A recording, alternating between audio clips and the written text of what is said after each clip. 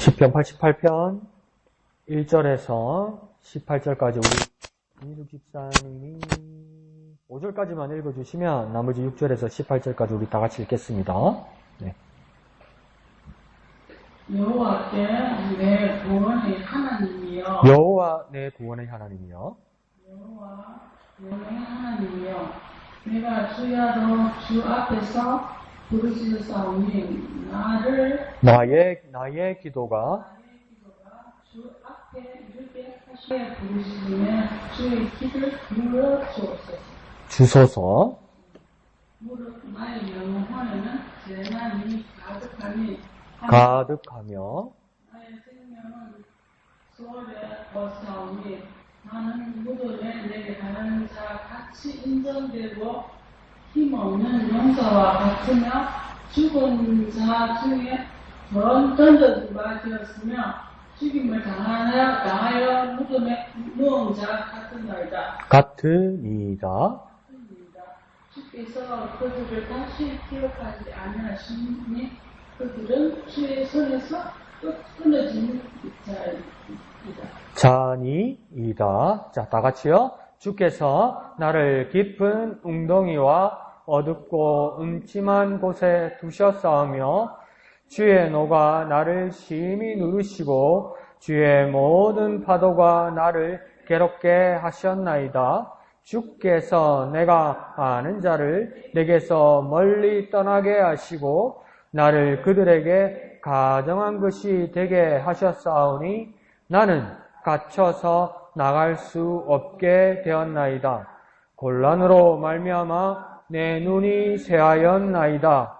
여호와여, 내가 매일 주를 부르며 주를 향하여 나의 두 손을 들었나이다. 주께서 죽은 자에게 기이한 일을 보이시겠나이까?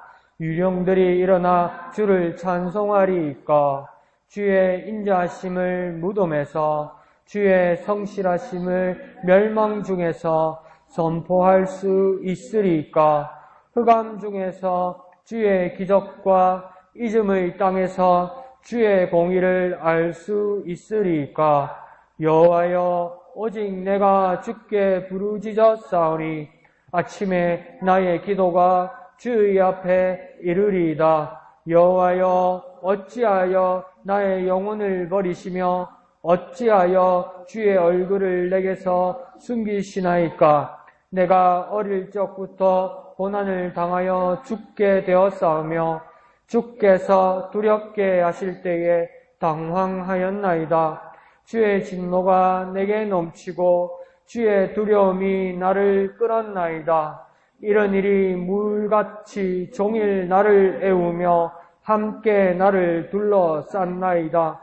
주는 내게서 사랑하는 자와 친구를 멀리 떠나게 하시며 내가 아는 자를 흑암에 두셨나이다. 아멘.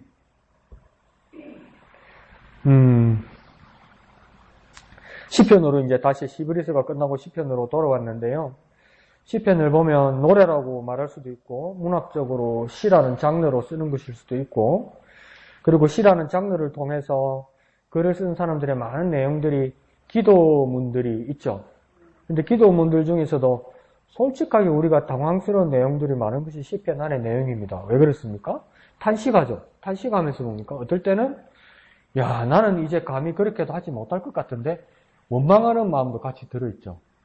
네. 근데 차마 저와 여러분은 하나님 앞에 기도할 때 원망하는 말은 못하죠. 근데 여기 있는 시인들은 원망하는 말을 같이 한다는 말이에요. 그러면 이 사람들하고 우리하고 차이는 어떤 것일까요? 믿음이 누가 더 나은 걸까요? 우리가 더 나은가요? 아닙니까? 이 사람들이 더 낫습니까? 더 나은데 왜 하나님 원망하죠? 우리는 원망 안 하는데? 그래도 왜 이 사람들이 더 낫습니까? 여러분 생각에는? 정직해서, 솔직해서, 솔직해서. 그럼 앞으로도 우리 솔직하게 한번 대들까? 네, 지선미 집사님 지적이 맞죠? 솔직하게 숨김없이 말하는 것이죠. 그러면 왜 우리는 하나님 앞에 이렇게 기도를 하지 못할까요? 솔직하지 못해서? 정직하지 못해서?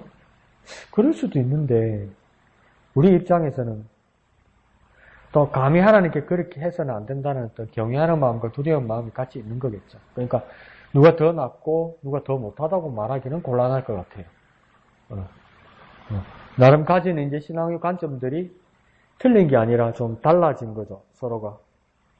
그래서 여러분의 자세도 높이 살만하고 지금 이 시인이 말하는 것처럼 고민스러운 것을 원망하는 마음까지 하나님 앞에 드러내는 것도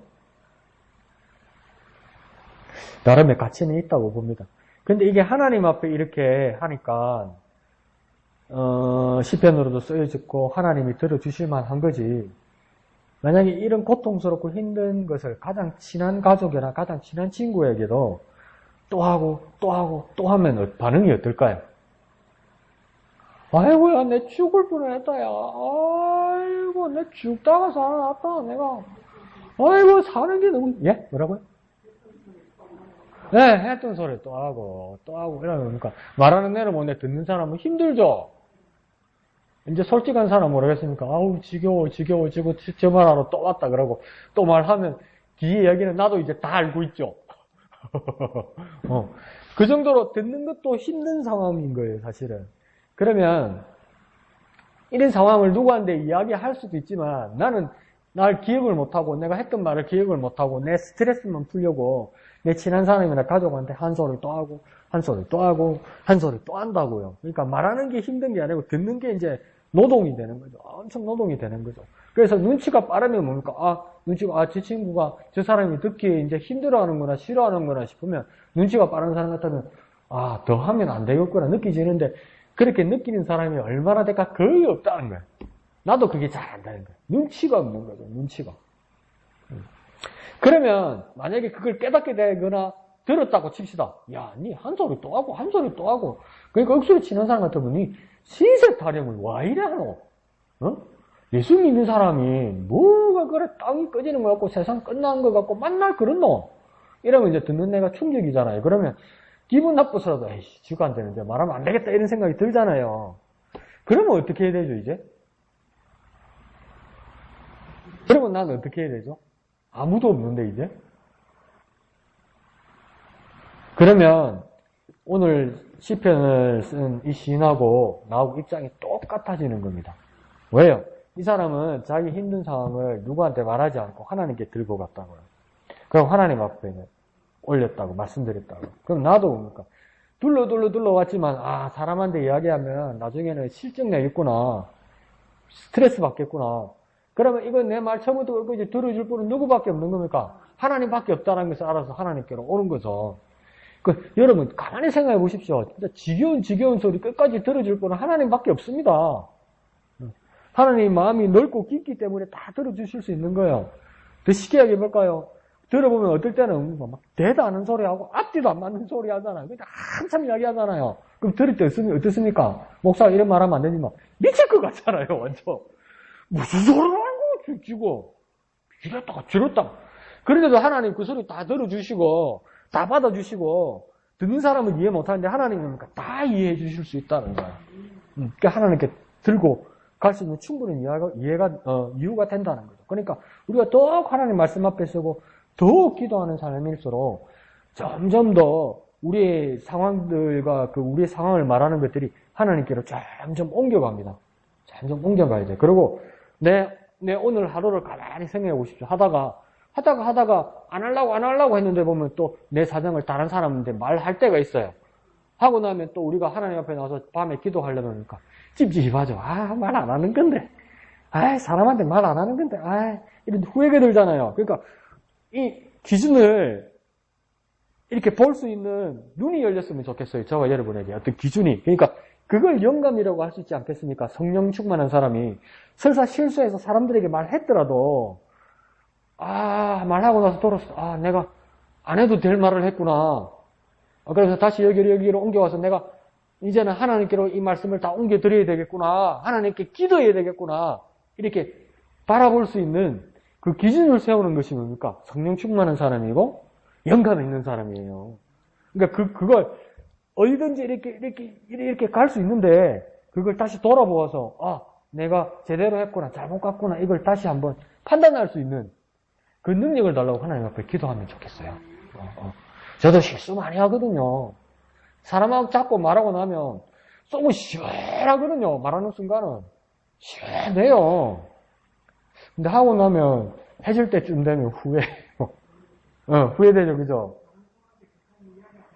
예, 그런 이야기도 들고, 이거 다 하나님 앞에 기도해야 될 거리를, 왜 이렇게 신세 한탄을 하고, 심하면 뭡니까? 남 핀잔을 주고, 남 험담같이 들리게, 이런 실수를 내가 했을까? 근데 컨디션이 너무 나빠지고, 영적으로 너무 침체해버리면요, 내가 그걸 잘못된 것조차 모르거든요? 그죠? 근데 내가 진짜 성령 충만해서, 그러면 거의 이렇게 실수하는 일이 없을 거고, 설사 잘못됐더라도 다시 돌아갈 수 있는 여지가 열린다고. 그런 데서 우리가 오늘 시편을 쓴 고라 자손과 우리가 입장이 같아질 수 있는 겁니다. 그리고 끝까지 들어줄 분 누구밖에 더 있습니까? 하나님밖에 더 있습니까? 하나님밖에 더 있습니까? 언제 여러분 막 힘들어서 너무나 절박해서 너무나 슬프고 너무나 고약하고 너무나 억울해서 교회 와서 막 눈물로 고함 지르면서 막 1시간이고 몇 시간이고 기도하는데 언제 그런 하나님 음성 들어본 적 있습니까? 지겨워, 그만해 했던 소리 또 안 해. 그런 하나님 음성 들어본 적 있어요? 없잖아요. 다 들어주신다는 거예요. 다 들어주신다는 거. 이만큼 은혜가 없어요. 이만큼. 됐다. 그건 됐고 이러고 빡 끊는 거 끊지 않잖아요. 하나님이. 얼마나 감사한 일입니까? 그걸 잊지 맙시다. 그 컨디션이 떨어지면 잘 잊어먹을 때 있거든요. 컨디션이 안 좋고 영적으로 침체하면 그게 자꾸 잊어먹어요. 사람한테 찾아가고요. 요즘은 세상이 좋아해서 전화기 잡아요. 전화기. 요즘은 또 어르신들 전화기 요금제 좋은 거 있어가 무제한 뭐 이런 거 있대? 그럼 난리 나는 거지 뭐. 전화기 뜨끈뜨끈 할 때까지 배터리 다 떨어질 때까지 하는 거지 뭐. 내 입에 단내가 날 정도로 내 속에 배터리가 다 떨어질 정도로 하나님 앞에 그렇게 기도했다면 어떻게 하나님 앞에 응답 못 받고 어떻게 하나님 앞에 상달 안 되는 기도가 어디 있었겠습니까? 그죠? 방향을 잘 잡아야 될 것 같아요. 방향을. 그렇게 우리 삶이 하나님께로 더 가까이 다가가는 저와 여러분 되었으면 좋겠습니다. 자, 그래서 왼쪽에 제목을 한번 같이 읽어볼까요? 왼쪽에 뭐라고 되어 있습니까? 응답하여 주소서. 예. 기도의 맛은 무엇입니까? 응답 받을 거죠. 응답 받는 거죠. 기도가 제일 재미날 때고 응답 받을 때죠. 응답 받을 때. 근데 88편 딱 읽어보니까 큐티하고 또 읽어봤고 오늘 또 같이 읽어봤잖아요. 그죠? 오늘 88편 첫 절에서 마지막 18절까지는 응답 받았습니까? 아직 못 받았습니까? 아직 못 받았죠? 그러니까 이거 뭡니까? 죽겠어요. 이러고 끝났잖아요. 죽겠어요. 도와주세요. 이러다가 또 그러니까 하나님이 나의 도우심입니다. 중간점 하다가 끝에 끝날 때 되니까 또 막 아픈 게 도지는지 죽겠어요. 어떻게 해야 돼요? 이러고 끝난단 말이에요. 그런데도 끝까지 놓치지 않은 것은 뭐냐면 응답하여 주소서. 그래봤자 아직 응답받지 못하고 아직 답을 얻지 못하고 아직 해결되지 못했지만 응답은 한 군데밖에 없다는 것을 이 사람은 알아요. 아직 받은 게 없더라도 하나님 대답 안 하니까 딴 데 찾아가 볼까? 이런 생각은 아예 안 하는 거예요. 그래서 제목은 여전히 뭐가 됩니까? 응답하여 주소서. 응답하여 주소서 이렇게 돼요. 응답하여. 그러니까 응답은 진짜 한 채널 하나님밖에 없다. 거기에서 흔들리지만 않으면 됩니다. 그러면 기다릴만 하고 그러면 인내할만 하거든요. 혹시 다른 데 있는 거 아닐까? 그러면 기도 억수로 힘들어집니다. 막 기도인데 이거 시간 낭비인데 이래갖고 안 되는데 막 그러면 막 기도가 막 노동이 되는 거예요. 고역이 되고. 아무리 걸려도 하나님 밑에 응답하신다는 그것만 딱 붙들고 있으면 기도할 수 있죠. 그러니까 우리가 다시 한번 딱 초점을 조여서 딱 맞춰둡니다. 초점을 맞춰두고 기도하는 거예요. 초점을. 막 되면 좋고 안 되면 할 수 없고 그러면 안 돼요. 초점을 딱 맞춰서 분명히 하나님 응답하신다. 하나님 밑에.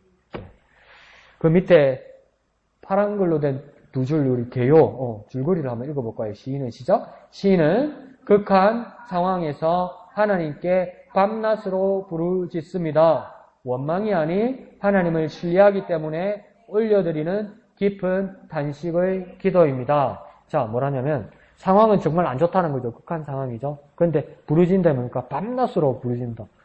뭘까요? 쉬지 않고 부르짖는다. 계속 부르짖는다는 겁니다. 정말 급박한 상황이었던 것 같아요. 그런데 여기서 해설할 때는 뭐냐, 원망이 아닌 하나님을 신뢰하기 때문이라는데, 그래 놓고 뭐랍니까? 밑에 줄에 탄식의 기도라고 이야기하잖아요. 이 말이 세 개가 안 맞는 거예요, 사실은. 원망하지 않는데 어떻게 탄식을 해요? 원망하는 마음이 있으니까 탄식하는 거지. 근데 그럼에도 중간에 있는 말은 맞아요. 여전히 하나님을 신뢰하는 거죠. 여전히.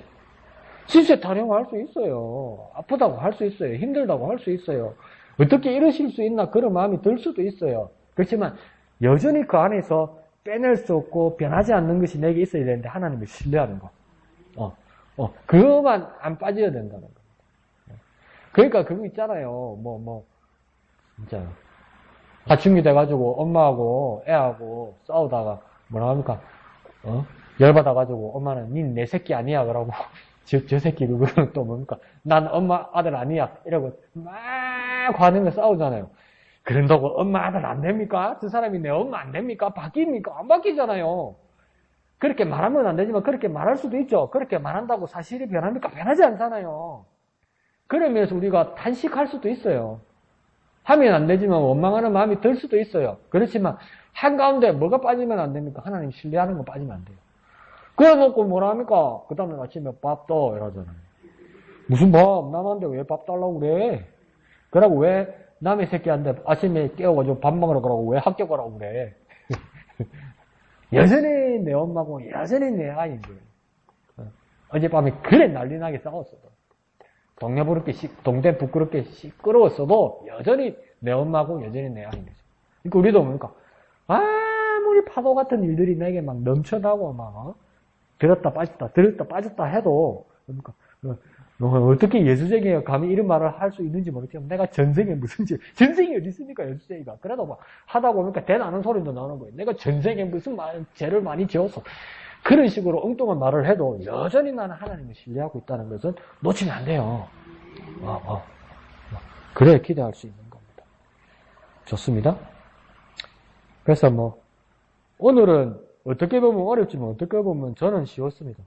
신세 한탄하는 걸 같이 하면 되거든. 그래서 저는 또 어떤 면에는 수월했습니다. 또 여러분의 큐티는 어떤지 같이 한번 들어봤으면 좋겠습니다. 이양득 집사님 한번 들어볼까요?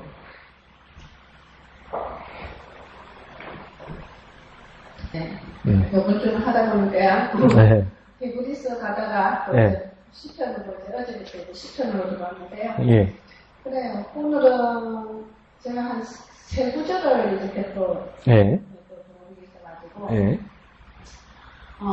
1절의 말씀 여호와여 내 구원의 하나님이여 내가 주야로 주 앞에 부르짖었사오니 예. 이 주야로 요구를 하고요. 예. 그리고 9절 9절.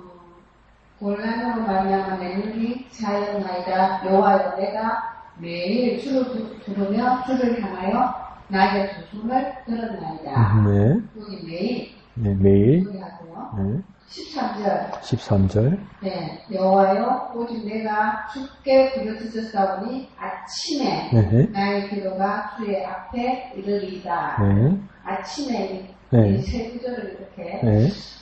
오늘은 이렇게 내 마음에 들어왔는데요. 예. 그럼 제가 좀 약한 부분이 내 생활이 바쁘다 보니까 이렇게 한다고 하는데도 아침에 이렇게 성경을 읽고 큐티를 하면서 네. 이렇게 늘 이렇게 하나님 말씀으로 오늘 하루도 살겠습니다. 그리고는 기도하면서 나왔어도 제 생활이 또 바쁘다 보니까 그렇게 되지도 못한 것들도 있고 또 매일매일 이렇게 하나님 앞에 이렇게 나와서 한다 하는데도 또 안 될 때가 있고 또 아침에 또 어떨 때는 아침에 일어나서 컨디션이 좋을 때는 하나님 감사합니다 그리고 기도하고 나올 때도 있지만 참 좀 아침에 일어났을 때 힘들 때 어떨 때는 피곤하고 이럴 때는 또 집중 안 되고 할 때 그럴 때는 좀 많이 그런 것들이 있는데, 그래서 제가 한 2주 전에 좀 내 마음이 좀 피곤하고 힘들어서 내 마음에 있는 것을 하소연을 하고 나니까, 네. 좀 많이 편해졌어요. 그래서, 이 큐티가 네. 그냥 내 마음속에 이렇게 네. 있는 것보다 네. 내 마음에 있는 것을 토해내고 내려놓았을 때 그 후가 참 많은 변화들이 있는 것을 또 체험을 했거든요. 그래서 그렇다. 우리가 이렇게 큐티를 하면서도 내 마음에 있는 말도 이렇게 서로 나눌 때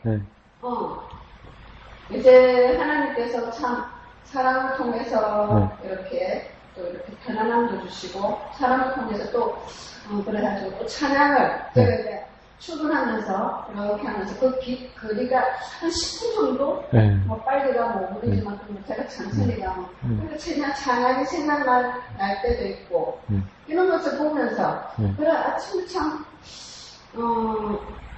우리가 정말 내 마음에 무엇이 담겨있나 그렇게보다 내려놓고 또 다음 것을 채워넣었을 때의 기쁨이 얼마나 큰지 그게 하나님께서 그래 응답하여 주소서 했을 때 그래 내가 그냥 무조건 내 마음속에 그냥 묵혀놓는 것보다 한 번씩 이렇게 토해내고 나니까 또 하나님께서 또 다른 것으로 이렇게 하나님 말씀으로 채워주는 그 기쁨도 맛볼 수 있더라고요. 그래서 그래 이 말씀으로 참 이렇게 하루를 시작하는 게 얼마나 감사한지 또 기도로 또 토해내는 이거도 내 마음의 어머니를 토해낼 때도 하나님께서 또 다른 것으로 채워주고 이런 것에 많은 것을 또 은혜를 받았습니다. 네, 감사합니다. 맞습니다. 그렇죠. 지난 주일 오후 때 계속 그 박영호 목사님의 칼럼을 보았던 것처럼 결론적으로 묵상은 뭐라고 했냐면 참여라고 그렇게 결론이 났었잖아요. 그죠? 근데 그 참여란 말이 원래 헬라어 그대로 하면 코이노니아란 말이죠. 코이노니아란 말은 참여란 말로 박영호 목사님은 썼지만 어떤 분들은 그걸 또 사귐이라고 말하기도 하고 어떤 분들은 그걸 교제라고 말하기도 해요. 코이노니아를. 그러니까 묵상은 우리에게서 참여가 되고 또 교제가 되고 세 개가 한꺼번에 생각이 안 나지? 교제가 되고 사귐이 되고 그러니까 참여, 사귐, 교제 이 세 개가 일어나는 것이 코이노니아고 이게 우리 큐티의 묵상이란 말이죠. 그러면 참여라는 것은 뭐냐면 내가 하나님의 뜻으로 가는 것도 있지만 하나님이 내게로 오신다는 거죠. 그리고 또 사귐이라는 것은 하나님과 내가 사귄다는 것이죠. 이 교제는 뭡니까? 하나님과 내가 교통한다는 뜻이겠죠. 관계를 맺는다는 뜻이겠죠.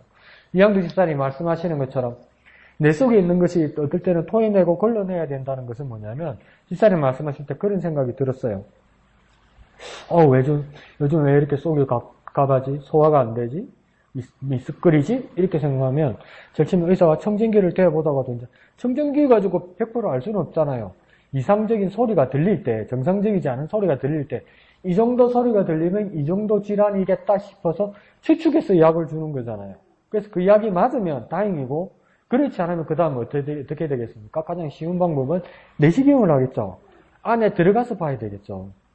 그러니까 뭐냐면, 우리도, 젊은 애들 쓰는 말로 그거 있잖아요. 오늘 괜히 그냥 이유 없이 피곤하고 짜증나네, 이러잖아.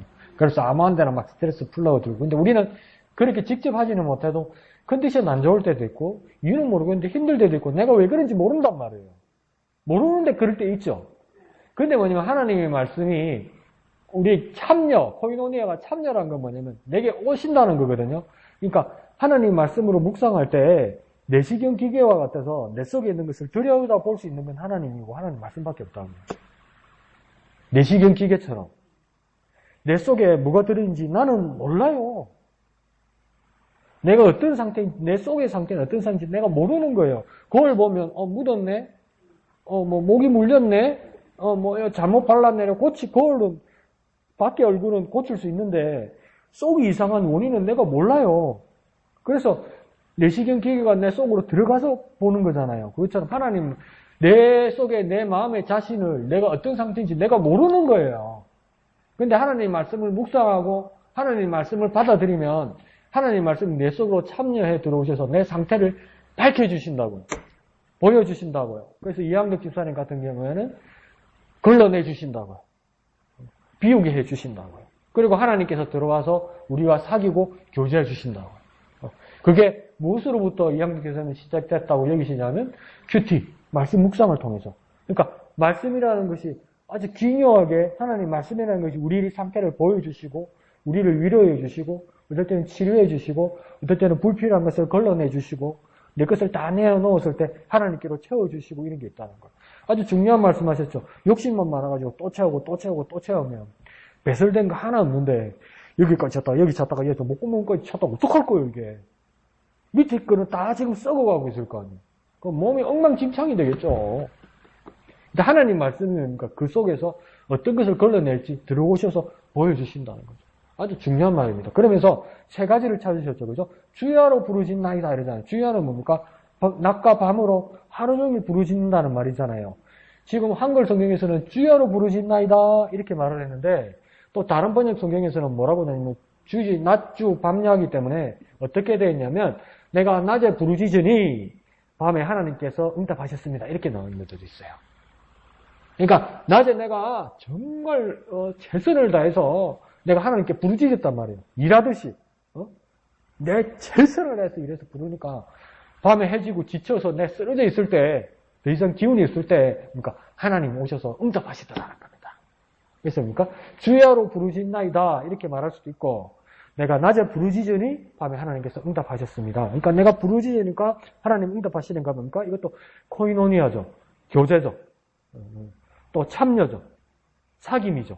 이게 어디서 왔다고요? 우리는 묵상에서 왔다고 믿는다고요. 큐티에서 왔다고 믿는다고요. 말씀에서 왔다고 믿는다고요. 그리고 두 번째는 지산에 뭐라고 했냐면 매일이라고 그랬잖아요. 매일. 매일이라는 말씀을 붙들었다고 했죠. 매일이 중요하죠. 그러니까 매일 내게 주신 하나님 말씀이 없으면 간증하고 큐티 나눔을 해도 내 중학교 때 고등학교 때 기도원 올라간 이야기밖에 못 하는 거야. 지금 한갑이 넘었는데 그때가 언젠데 그러고 내가 언제 사고당해 죽을 뻔했다가 살았다는 이야기 그거 아직도 하는 거야.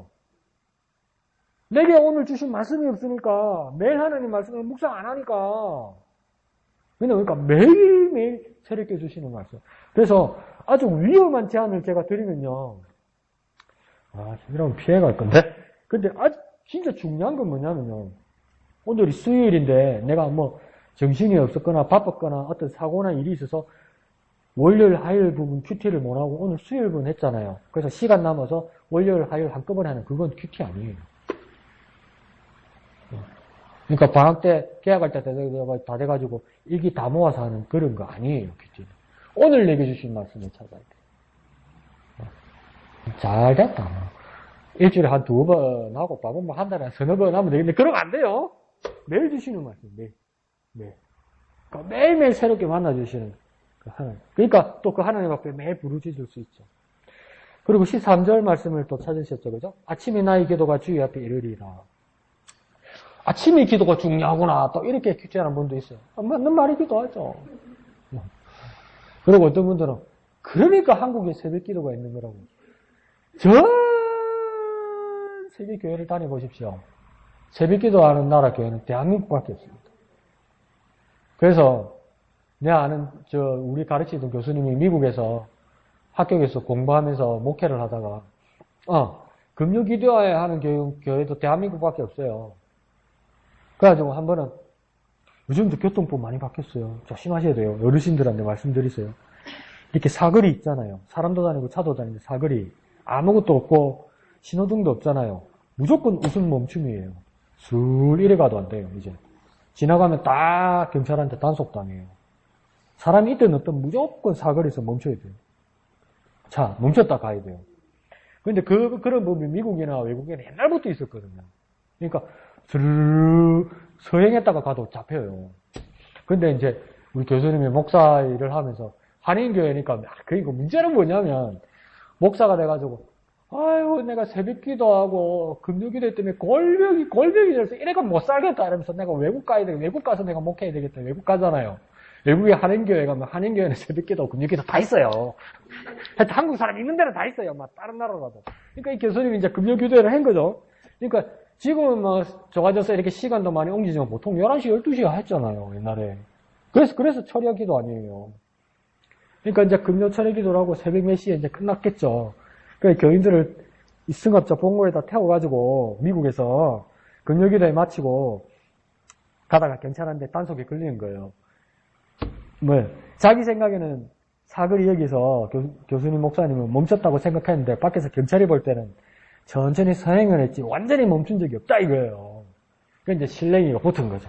나는 분명히 섰다. 그 경찰은 아니다 가더라. 섰다니까 가더라. 섰다니까 가더라. 이래 된 거예요. 그러니까 이제 경찰이 니 도대체 뭐 하는 사람이고? 이래 된 거예요. 목사다. 와. 이래 된 거예요. 목사가 금요일 토요일 새벽에 돌아다니는 사람이 어디 있노 세상에 도대체 이래 된 거예요. 미국 사람이니까 이해 안 가는 거예요. 근데 사람이 가득 들었어. 이 뭐 하는 사람들이 뭐 하다고 그런 거예요. 이 뭐 떼강도도 아니고 어디 뭐 인신매매 하는 사람도 아니고 뭐 급증이 되는 거죠 경찰이. 여기 있는 사람은 뭐고 당신이 이 시간에 지금 뭐 하냐 이래 된 거예요. 금요 기도회 하고 왔다 이러니까 철야 기도회 했다니까 내가 살다 밤새워 기도한다는 소리를 처음 들어봤다 이러는 거예요. 미국 경찰이. 아니다 맞다. 그러니까 그런 세상에 교회에 그런 일은 없다. 누가 밤에 기도하노? 이래 된 거예요. 그러다가 이렇게 옆에 사람들도 우리 목사님이다 이렇게 된 거죠. 그 나중에 설득이 된 거예요.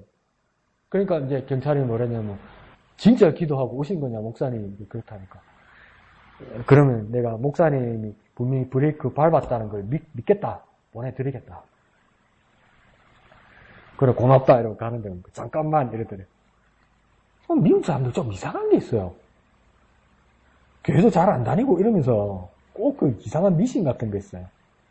목사님 확실히 맞지요? 그럼 자기 명찰 보이면서 내 이름 기억하고 기도 좀 해달라. 목사가 교인들이 기도 빨리 있다는 거 또 믿는 거예요. 근데 진짜 새벽 기도하고 금요 기도에 이런 거는 있는 거는 대한민국밖에 없습니다. 근데 이제 그러니까 아침에 내가 아침에 나의 기도가 주의 앞에 이르리다 이렇게 기도하니까 이게 새벽 기도의 원류다. 그런 뜻은 아닌데 새벽 기도 한다고 우리가 적용할 수도 있겠죠. 근데 그보다 더 중요한 말은 뭐냐면 아침에 나의 기도가 주의 앞에 이르리다 이 말은 뭐냐면 아침은 하루를 시작하는 거잖아요. 나의 계획을 나의 시작을 하나님의 뜻과 함께 하겠다 이 말입니다. 더 쉽게 말하면 나의 삶의 출발을 그 설계도를 계획서를 하나님과 같이 짜겠다 이 말이에요. 그러니까 나는 이렇게 살 거니까 믿습니다 주여 나를 따라오소서 이게 아니라는 거예요. 아침에 내 삶의 시작을 오늘 하루뿐만 아니라 이제로부터 내 모든 삶의 시작을 하나님의 계획서와 같이 하겠다 이 말이에요. 그러니까 이러면 이제 기도가 어떻게 돼야 되냐면 기도는 부지런해야 되고 집사님 말씀처럼 주야로 해야 되고 기도는 매일 해야 되는 거예요. 왜냐하면 근데 기도가 가장 절실할 때는 뭡니까? 내가 숨 넘어갈 때, 내가 힘들 때, 내가 아플 때, 내가 엄청 필요한 일이 있을 때 그때 기도가 가장 절실하죠. 근데 그렇지만 아침 기도는 아니라고요. 필요할 때만 기도하는 거잖아요. 그거는 필요할 때 응급실 찾아가는 거하고 똑같잖아요. 근데 아침에 내가 기도한다는 건 뭐냐면 일상의 내 삶을 하나님과 함께 한다 이 말이에요. 그래서 아침에 내가 죽게 기도한다 이 말이에요. 그러니까 내 모든 삶 오늘 아침으로부터 해질 때까지 아니 내 마지막에 주님께서 나를 부르실 그때까지 나는 하나님과 함께 하겠습니다. 그런 다짐과 그런 고백과 그런 주님의 손길과 그런 주님의 발자취와 같이 가겠다 이래요. 기도는 진짜 그런 거다 이 말이에요. 그런 사람이 응답하셔서 할 수 있단 말이에요. 주님 내 숨넘어입니다. 빨리 주세요. 그것도 필요한 기도인데 여기서 가장 중요한 건 뭐냐면 주야로 기도하고 매일 기도하고 아침에 기도한다는 것은 그 뜻을 넘어서는 거라고요. 항상 주님과 함께 하심을 느끼고 함께함을 같이 나누고 같이 가는 거라고요. 같이 가는 거. 그럼 우리 기도가 교정돼야 되겠죠. 바뀌어야 되겠죠. 항상 기도의 삶이 되어야 되는 거예요. 항상. 주님과 의식해야 되는 거예요. 그러니까 큐티에서 계속 주장하고 명희가 지난 주일 오후에 대답 잘했던 게 뭡니까? 큐티 묵상이 무엇이냐 할 때 한 단어로 말하면 미영이가 뭐라 그러는 거예요? 네, 생각하는 거라 했잖아요. 계속 그러면 내가 큐티하면서 하루 종일 생각하면서 주님을 생각하고 주님 말씀을 생각하고 주님을 생각하고 주님을 생각하면 내가 어떻게 되겠습니까? 주님의 말씀을 생각하고 주님께 말씀드리겠죠. 그게 기도 아닙니까? 주님의 말씀을 계속 생각하니까 쉽게 말할까 계속 신경 쓰니까 신경이 거기 가 있으니까 그렇게 하다 보면 주님께 그 말씀을 따라 말하지 않겠냐고요. 행동하지 않겠냐고요. 그게 기도라고요. 그게 기도. 그게 말씀에 맞춰서 기도하는 거예요. 그때 뭡니까? 내 삶이 주님과 함께 가는 거예요. 그게 뭡니까? 큐티의 삶, 곧 말씀과 함께하는 삶, 말씀에 따라 기도하는 삶, 하나님과 동행하는 삶, 그렇게 된다는 거예요. 그래서 아침에 나의 기도가 주의 앞에 이르리다가 그 뜻이에요. 그러니까 계획서를 같이 쓴다. 그리고 하나님과 함께 항상한다. 그 다짐, 그 시작을 하는 거죠.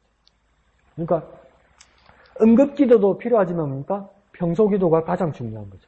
그러니까 어떻게 보면 매일 기도가 가장 중요한 거죠. 매일 기도하기 위해서는 가장 쉬운 방법은 뭘까요? 매일매일 기도할 거. 그럼 또 뭐 만날 거 할 때 어떤 자상한 나름대로 내가 내 아이에게 엄청 자상하다는 것을 아이에게 심어주고 싶은 어떤 아빠가 저녁에 퇴근하고 올 때마다 자기 어린 아이를 불러서 누구야 유치원 갔다 왔어? 아빠 오늘 유치원에서 뭐 배웠어? 뭐하고 놀았어? 그 다음 날도 아빠 퇴근하니까 누구야? 아빠 오늘 유치원 가서 뭐 배웠어? 뭐하고 했어? 4월 나흘째 되니까 또 물어보니까 아들이 뭐라는 줄 알아요? 쪼개는 6살, 7살짜리가 오늘 유치원에서 뭐 했어? 그러니까 애가 뭐라고 하는 줄 알아요? 만날 뭘 자꾸 하겠어? 그러는 거. 애가 짜증이 나가지고. 왜 그랬습니까? 똑같은 거니까. 그러면 우리가 매일 하나님 앞에 기도할 수 있는 방법이 뭐겠습니까? 한 이틀, 사흘 기도하다가 하나님 함께 하여 주십시오. 하나님 도와주십시오. 하나님 건강하게 해주십시오. 하나님 믿음 주십시오. 이거 한 돌려막기 매번 하다가 한 달 가면 그걸 수십 번, 수백 번 했네? 그 양심이 있는 거라. 매일 기도해가 안 되겠는데? 그럼 매일 기도하는 방법이 뭐겠습니까? 아이디어를 한번 주십시오. 하나님 앞에 매일 기도하는 방법이 뭐겠습니까? 그래도 하는 겁니까? 말고. 자신이 없으니까 최고로 눈이 딱 떨어지네요. 안 보려고. 매일 기도하는 방법이 뭐겠습니까? 그 아이에게 핀잔 듣지 않는 아빠의 방법이 뭐겠습니까? 매일 뭐 하겠어? 하나님은 내 마음 다 아시지 뭘 기도를 자꾸 했어? 그렇습니까?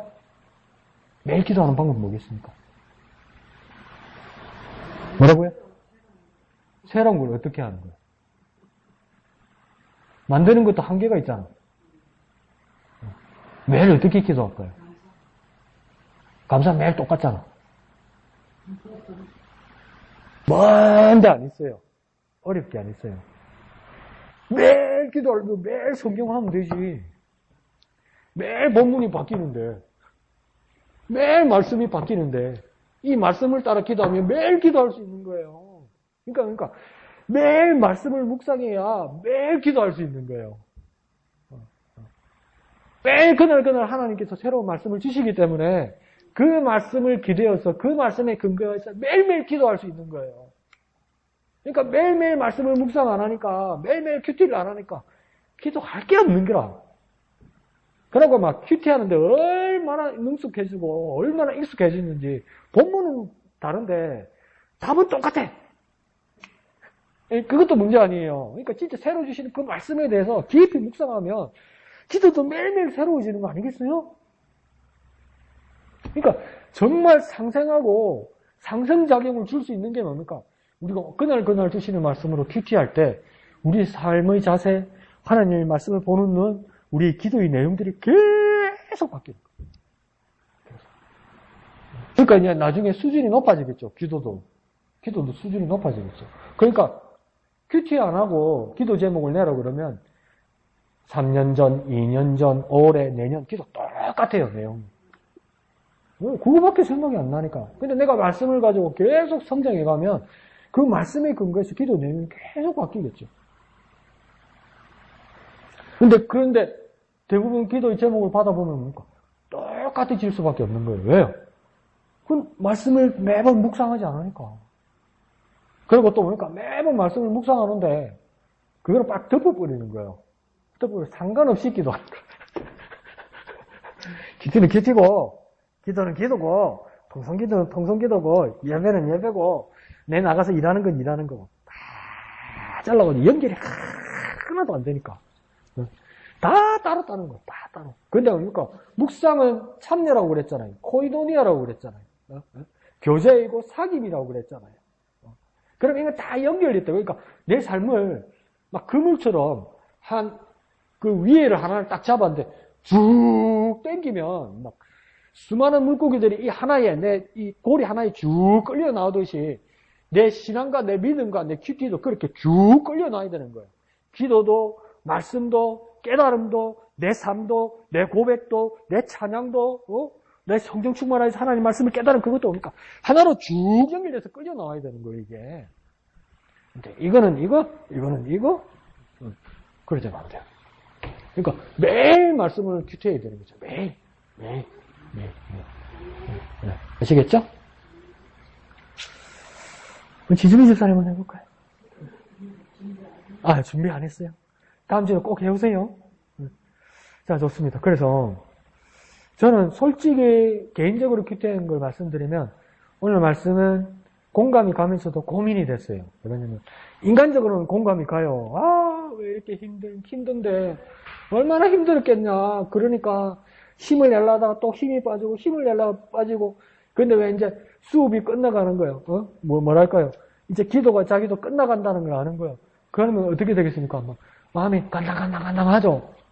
죄송합니다. 일본말로 쇼부를 못 본 것 같고 근데 끝나가고 그러니까 자기 또 진심이 드러나는데 끝부분에 하나님 나 죽겠어요. 나 어떻게 해야 돼요? 이러고 끝나는 거예요. 그러니까 마음은 이해가 가는데 이렇게 끝을 내면 어떡하나 그런 걱정이 되게 됐어요. 그런데 다시 생각해 보세요. 우리 1절 읽기 전에 메뉴에 보면 소제목이 있잖아요. 누가 썼다고 이야기합니까? 고라 자손이 썼다고 이야기해요. 근데 고라 자손이 쓴 찬송시고 그러니까 시편의 대부분이 다윗이 가장 많이 썼죠. 그런데 그 다음 많이 썼던 사람들이 뭐냐면 찬양대에 있던 아삽이란 쪽 사람들하고 그러니까 찬양대가 다윗 때 찬양대를 결성을 했는데 요즘으로 하는 성가대 대장이 세 사람이에요. 아삽, 헤만, 여두둔 이렇게 세 사람들이에요.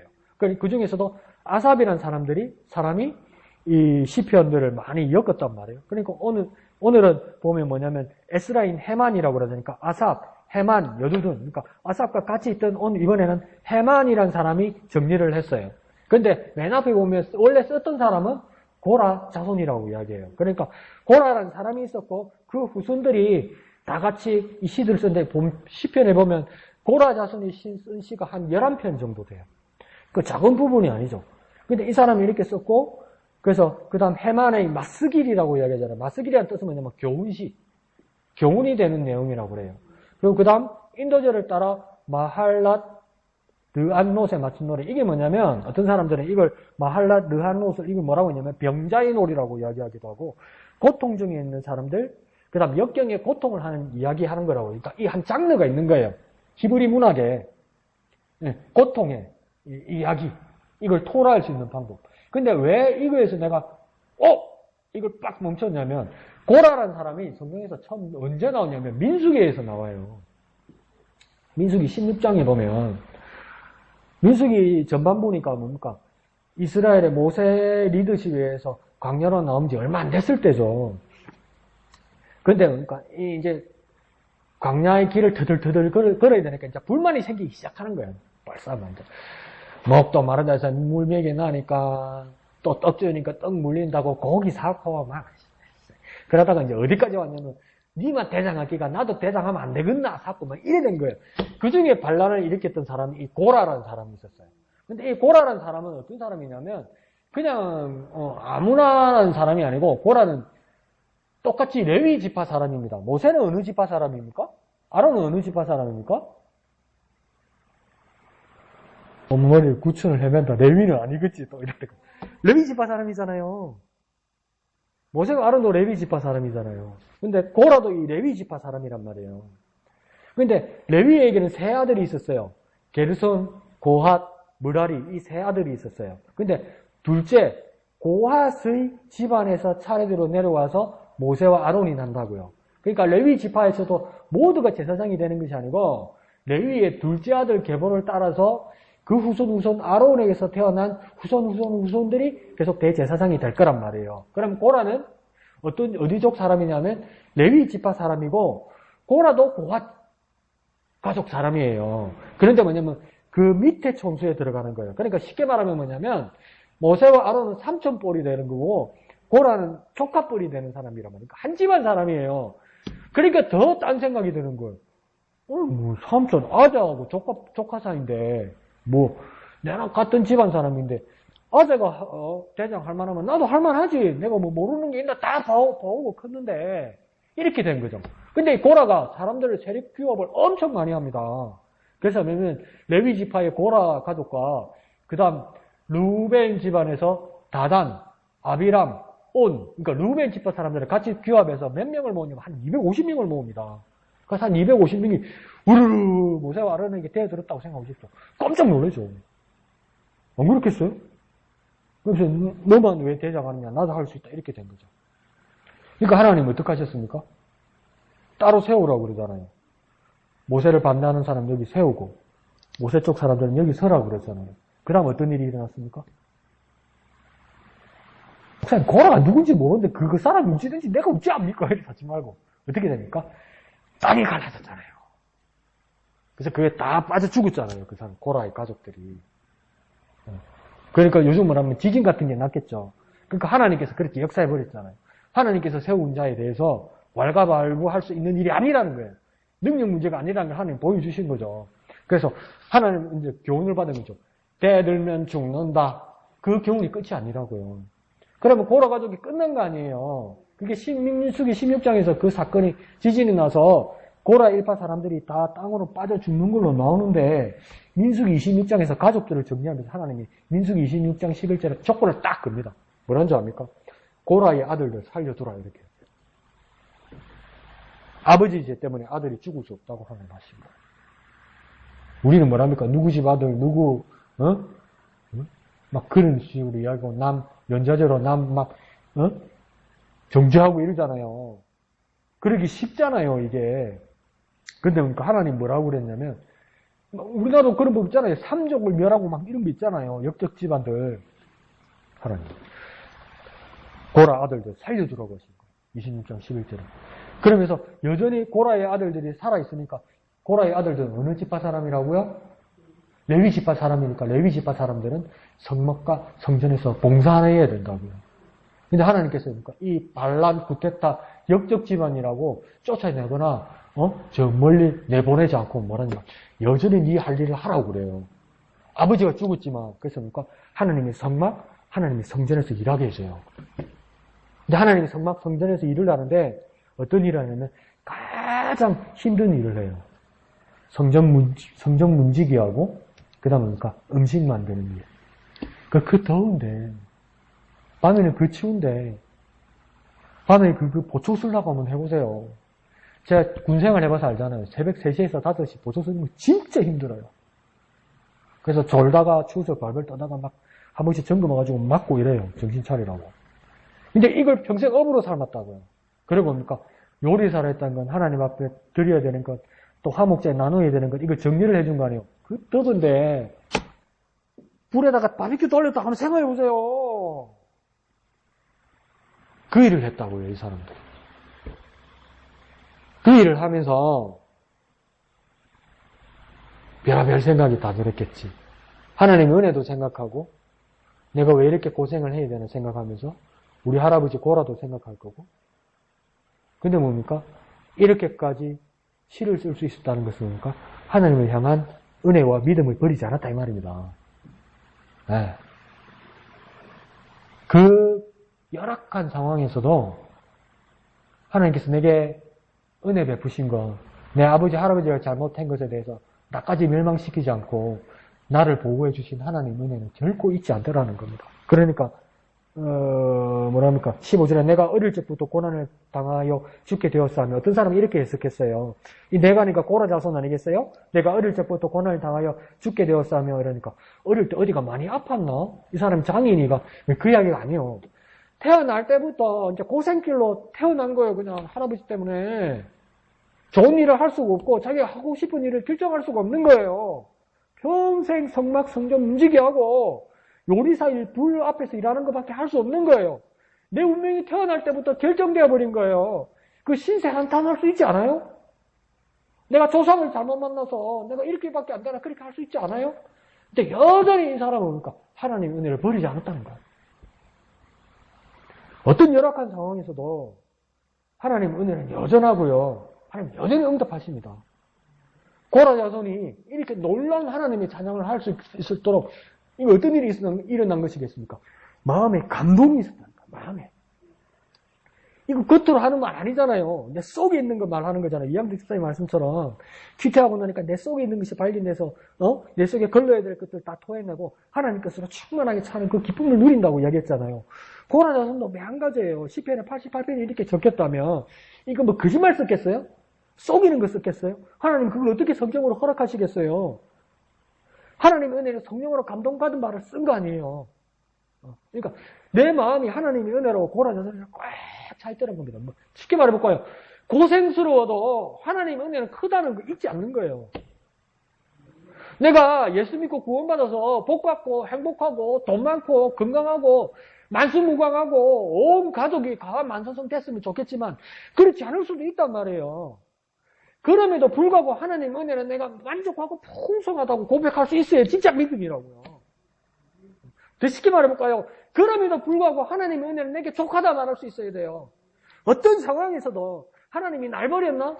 하나님이 이래밖에 나한테 안 되나? 그런 게 아니고 결론은 뭐냐면 그럼에도 불구하고 하나님의 은혜는 내게 족합니다. 이 말이에요. 이 사람들 지금. 내 삶은 지질이 궁성이고 뜨거워 죽겠고 피곤해 죽겠고 잠 못 이루고 괴롭고 조상의 저주가 내 눈에 아른아른거리고 지금 이야기예요. 태어나니까 저주받았다란 말이에요.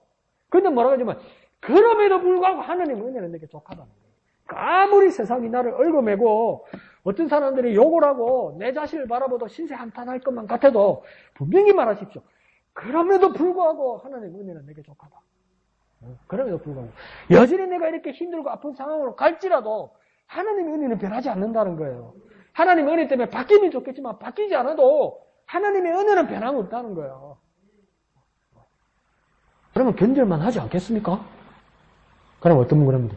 목사님 니 내메코로 하면 아파봐라. 목사님 니 내메코로 하면 힘들어봐라.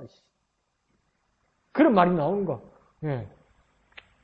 그런 말 안 나올 수도 있죠. 그러면 여러분들이 강 목사에게 모범을 보여주십시오.